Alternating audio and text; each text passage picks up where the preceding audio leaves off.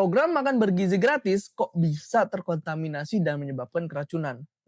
Kita bahas sekarang. Nah, ini adalah kasus-kasus keracunan dari program makan bergizi gratis. Ada keracunan dari hiu goreng, kemudian keracunan MBG di Sleman, dan juga kasus keracunan lainnya. Sehingga per 25 September 2025, jumlah kasus keracunan dari program makan bergizi gratis itu ada sekitar 7.119. Dan menurut orang K3 atau orang safety, satu kasus keracunan aja udah terlalu banyak dan harus dievaluasi dari awal sampai akhir untuk pelaksanaan programnya. Kalau dari K3 dan juga industrial hygiene, kita mengenal adanya food safety. Nah, food safety ini yang menjaga makanan supaya tetap bersih dan tidak menyebabkan keracunan ketika dimakan. Dimulai dari pemilihan sumber dan bahan baku. Sumber dan bahan baku yang digunakan untuk program MBG harus segar dan aman, bebas cemaran, dan bisa dilacak. Nah, kalau misalnya kita lihat sapi makan rumputnya itu di tengah-tengah sampah.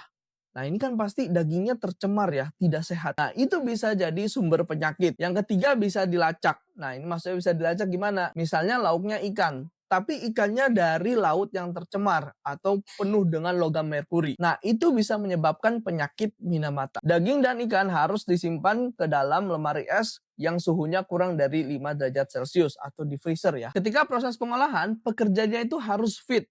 Dilihat dari hasil MCU-nya dan bebas penyakit menular.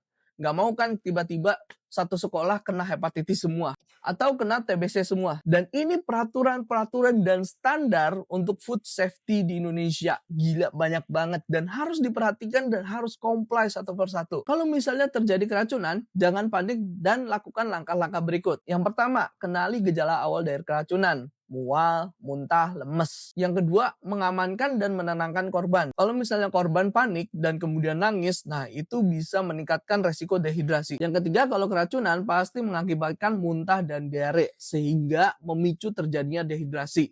Nah, kita sebagai grup penolong itu harus menolong korban dengan pelan-pelan meminumkan oralit ya. Jangan langsung gluk, nanti malah muntah.